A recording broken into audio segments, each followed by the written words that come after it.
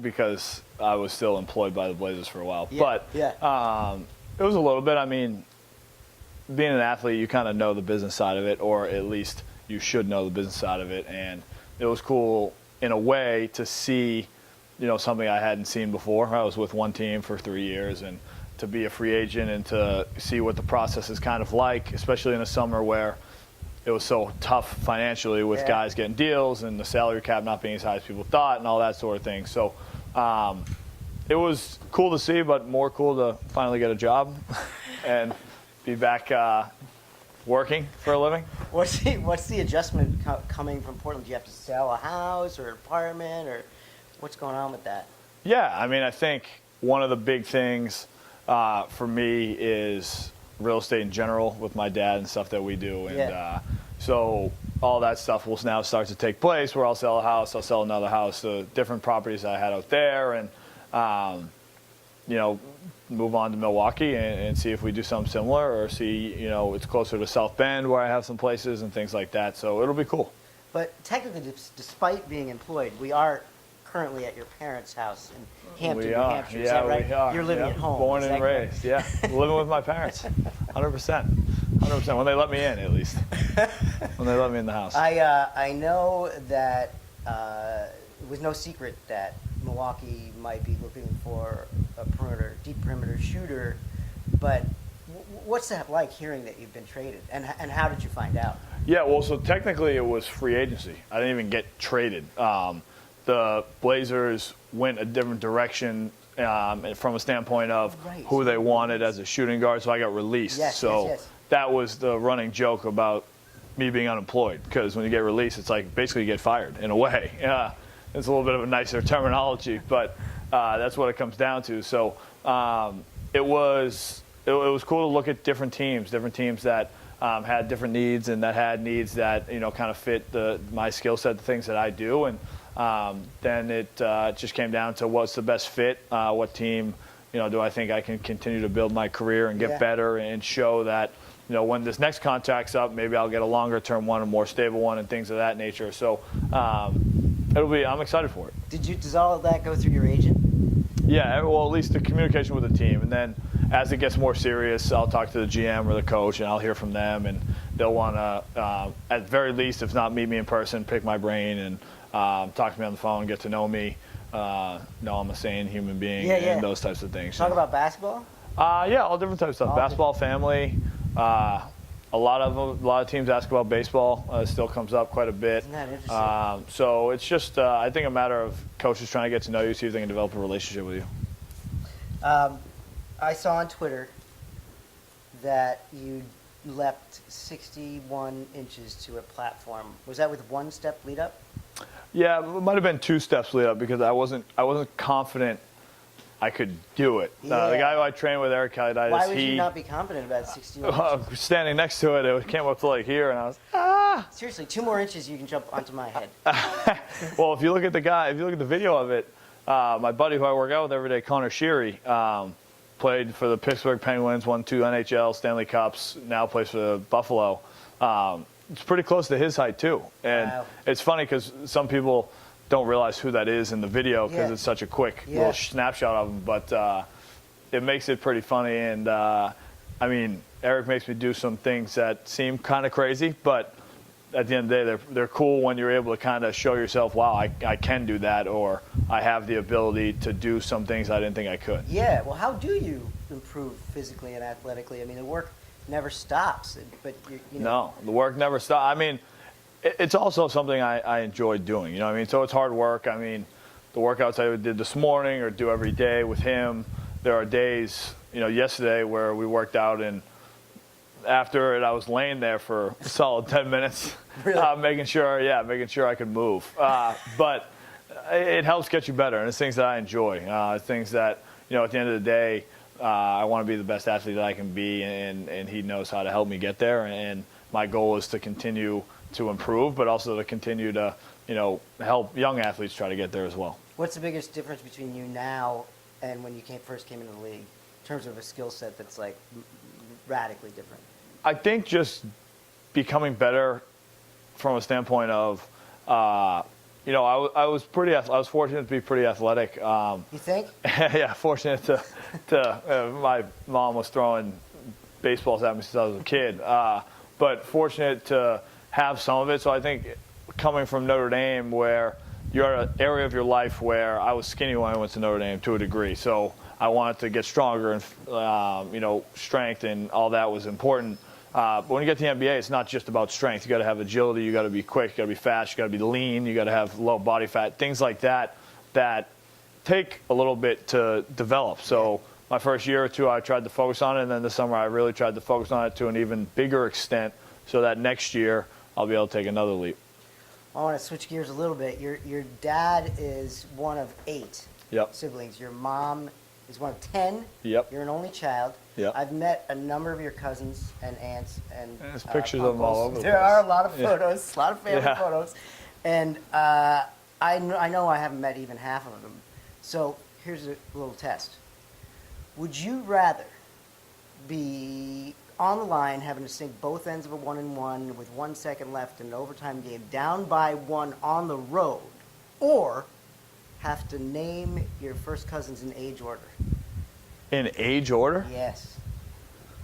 Well, saying my first cousins gives me a little bit of a break, because my parents were both on the younger end of those siblings, which means I have a lot of second cousins now, technically speaking.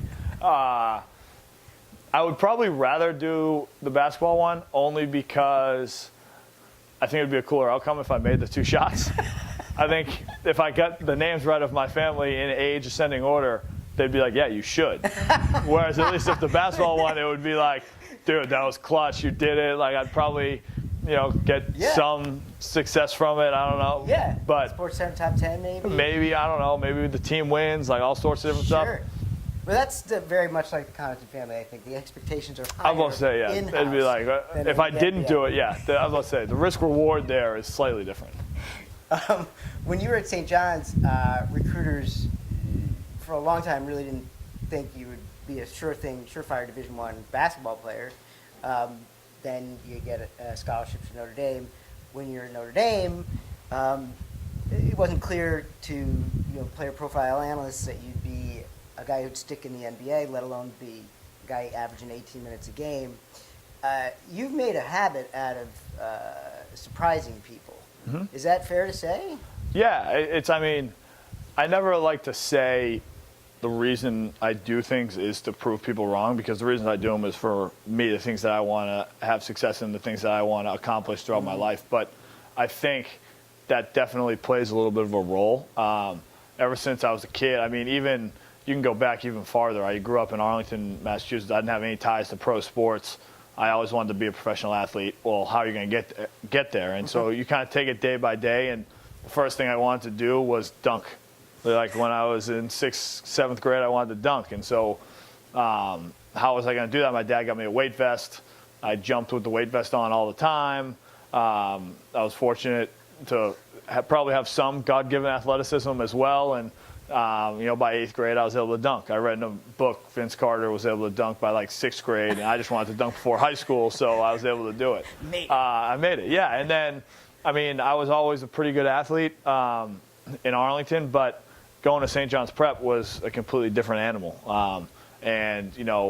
If I stayed in town, I would have definitely played at Arlington Catholic or Arlington High. I would have had a better chance to, before I got there, before I knew what it was like, the thought was I would have a much better chance to play early as a freshman and develop and things like that. But it wasn't really much of a decision anyway. My dad wanted me to go there. I wanted to go there. So to be able to then go from a small town to playing at a school that has kids from all over the place was the first hurdle. And then while I was there, it was, can you play basketball, football, baseball? Can you play multiple sports? Can you do that with the schoolwork? And then once I was able to do that, it was, well, you're really good at baseball. You'll play college baseball. You'll be a pretty decent high school player. And so then it was, well, how can I be the best high school player in the state? And then it just kind of kept building. Sure. We could go on for a while. But the whole trying to prove people wrong or doing things that people can't say or say you can't do, I think it's important because I think kids nowadays tend to, with social media and all that, tend to succumb to what the general consensus is, as opposed to what they think they can do and the people close to them think they can do. That's a great answer. I was going to ask you about being an athlete at the prep. Two-sport varsity athlete as a freshman. How did you handle that level of commitment? Because you're a pretty rocking student as well. Yeah, you know, I had a lot of tough homework assignments from one class specifically, Latin, which kept me up late at night, probably hindered my ability to succeed in sports quite a bit. But besides that, I would say it was just about time management. One of the things that my dad always tells a story when I was a kid, anger management with Adam Sandler was a movie that came out, and I always thought it was funny. And I was sitting there. It was probably more of an embarrassing story for me, but he always likes to tell it. While I was sitting there, and I was a little kid, and I was like, Dad, it's about time management, not anger management. And so he used to always remind me that I said it. And so when I was at St. John's, it was figuring out ways to be able to get my schoolwork done, knowing I still had 2 practices, knowing we had games, and knowing obviously it was a different level than just playing freshman or JV. But it was what I love to do, so you're going to try to find ways. And it kind of goes hand in hand with the whole 2-sport thing and all that. Everyone said it wouldn't work, but it's something I enjoy doing, I love to do, so it's something I'm fortunate to be able to continue to do because I find ways to make it work. You're clearly like an even-keeled, down-to-earth guy, especially for a pro athlete. I don't mean to take anything away from guys in the league, but I actually know your Latin teacher a little bit, and she says that she never heard you talk about your accomplishments in high school. She always heard about them from classmates. How did you stay so humble in high school, playing 2 varsity sports and eventually 3? Well, you could look at it 2 ways. I either have very good friends or very bad friends that just make fun of me all the time and keep me humble. It's just something my parents always instilled in me. I have a really close group of friends from the prep, from home, from Notre Dame now, from all over the place. But they've always, kept me grounded. And I mean, obviously there are times where they're like, wow, it's pretty cool you're in the NBA, or it's pretty cool you were able to play pro baseball. But at the end of the day, I think for me it was all about, I was able to do it, but I wasn't able to do this, this, and this. Mm-hmm. So keeping, and not beating myself up over it, but keeping that kind of fire beneath me, keeping those kind of moments that will humble you, because in sports they happen all the time. And keeping those moments in the back of my head where, if anything, I use it as fuel and try to make sure and show myself, hey, there's rooms for improvement at all times. No one's. I mean, well, maybe LeBron, KD. There might be 3 guys that, even them, I bet, would say they can improve. But there might be 3 guys that don't need to improve much. All the rest of us kind of need to continue to try to improve. Yeah. That having been said, it's pretty easy to look at Pat Connaughton from afar and say, wow, that guy lives a blessed life.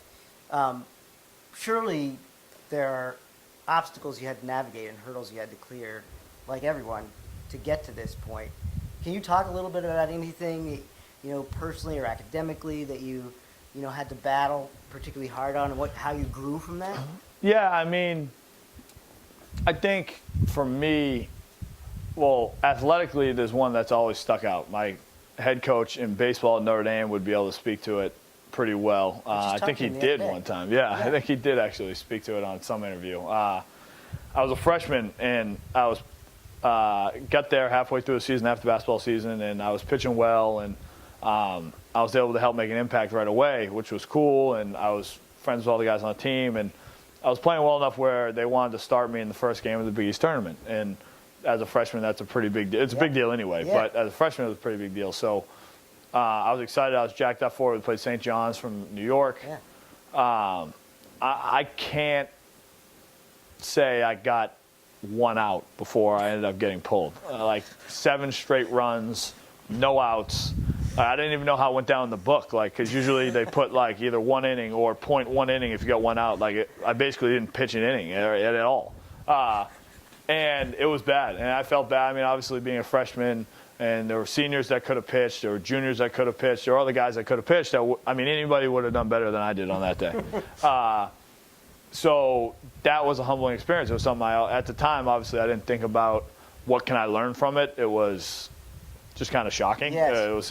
But I was able to come back and pitch versus him like 3 days later. And it was a big game. I don't believe we ended up winning, but when I came out of the game, it was 1-1.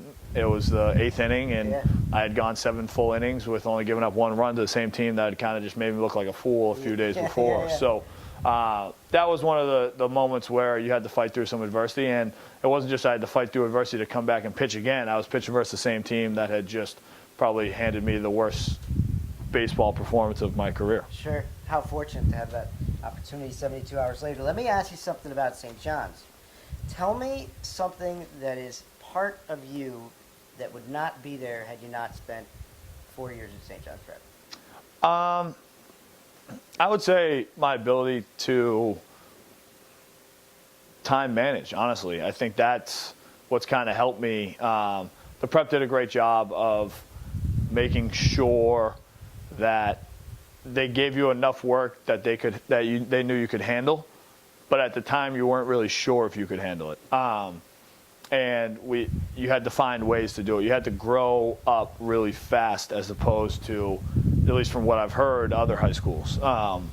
Being a freshman and you want to play athletics and you're competing against some of the best kids from each town that are now there, well, you have to find ways to make sure that you can play, or else you find something else that you have to do. Or in academics, no matter what town, school you came from, whether it was private, public, whatever, you have different classes. You're walking from class to class. You have homework you have to take home. You have reading you have to do. You have things that multiply a lot faster than I think you're prepared for. But they throw you in the thick of it from freshman year. So once you're able to get through freshman year, and then sophomore year is pretty hard.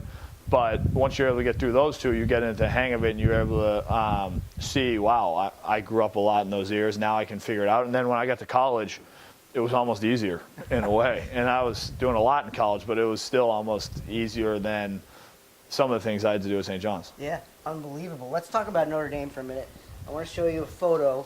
It's a little blast from the past here. Hold on. It's going to take a second. You're not supposed to do this on live television. So the hair right now, I think, is pretty tasteful for the NBA. I appreciate it, yeah. Yeah. A little more of a Euro look. Yes. Yeah.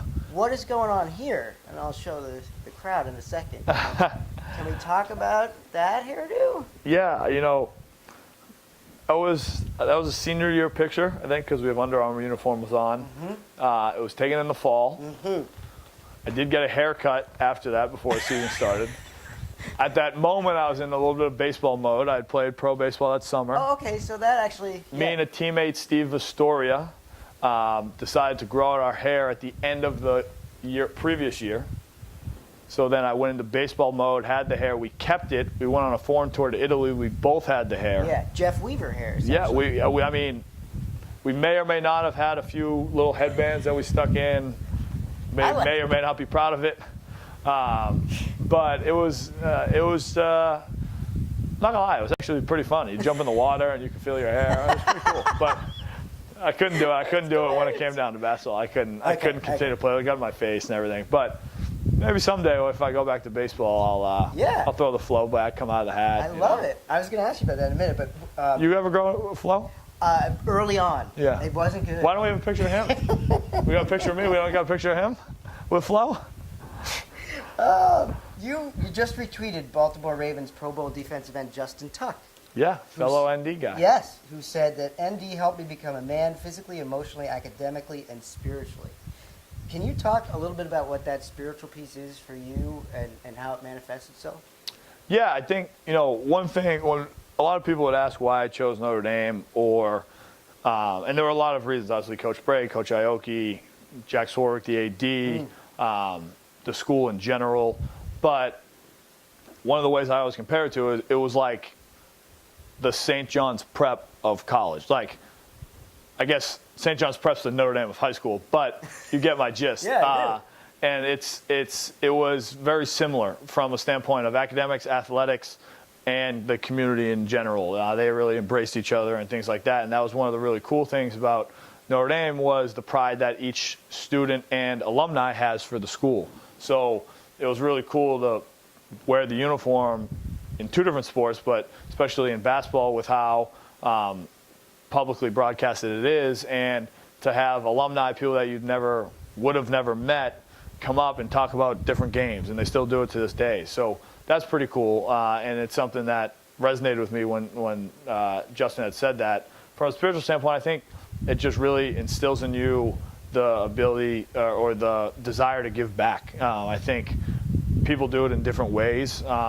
Some people have, stronger spiritual feelings from a standpoint of giving back in certain ways. And for me, it's to try to give back to, the next generation, the kids that are growing up, and the kids that, it would have been great when I look back if I had someone that helped get me more acclimated to sports, or at least helped me be prepared for some of the adversity sports throw at you. Maybe I wouldn't have been shelled by St. John's down in Clearwater, Florida during that Big East tournament game. But I think that's the cool thing that both St. John's and the Prep has done to instill in its students is there is definitely a place and a need for helping people that are less fortunate, or helping kids that can grow up and be whatever they want to be. They just need some encouragement along the way.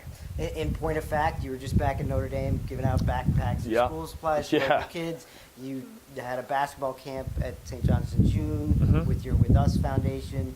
That foundation has basically articulated goals, just what you said. Why is that particular aspect of giving back, helping kids get access to athletics and then transfer those skills of resilience into the rest of their life? Why is that so important to you?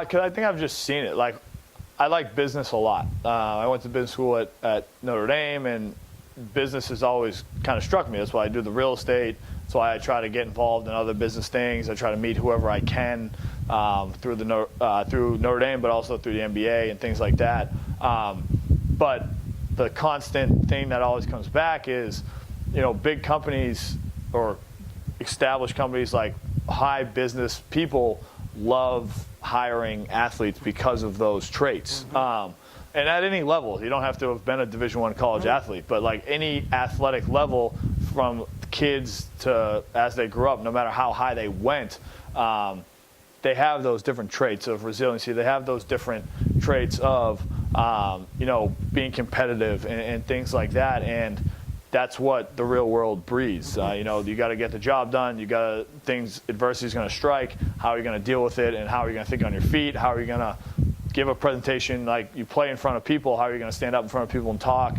All those different factors that lead into it. And I think that's a huge thing for kids nowadays that are on their phones a lot or on social media a lot. It's easier to talk through a segment, or through a phone, or through a tweet, or whatever, and hide behind it. But sports kind of teach you to be out in front of it, and that goes a long way in life away from sports. Because, again, I don't like to say it because I used it as fuel, but there's only 450 guys in the NBA. So every kid that's playing basketball out there, the numbers say you're not going to be one of them. So what else can you do, or how can you use it to kind of get you to a different aspect in your life that you enjoy working? Yeah. Another guy who's giving back in his community, who plays in the league, is LeBron. Yeah, he is. There's a guy who, to me, looks like he can pretty much score whenever he wants. Yeah. What's it like being on the court with that kind of player? LeBron could probably score whenever he wanted, unless you were guarding him. I think that would be a real good matchup. I think you know what to do. It's really cool. I mean, I think one of the things, like I mentioned earlier, there's a handful of guys at most that they work on their craft, but they're gifted with some of their talents, and they're just really good at what they do. But it's really cool to see those guys use their platform to kind of speak on important topics, you know what I mean? And I think LeBron's done a really good job of it. I think he's done a great job of helping out his community. I think one of the things that was most interesting to me was, he got bad press. He got such a hard time for the decision a while back when he decided to go to Miami. But what a lot of people don't know was all the money that was generated from that he gave to charity. He gave back. He did it from the beginning. And I don't think that was really marketed as well as it could have been, or else people may not have had as big of a problem with it. Sure. But then, he took it in stride, and he went back to his hometown. He went back to Cleveland.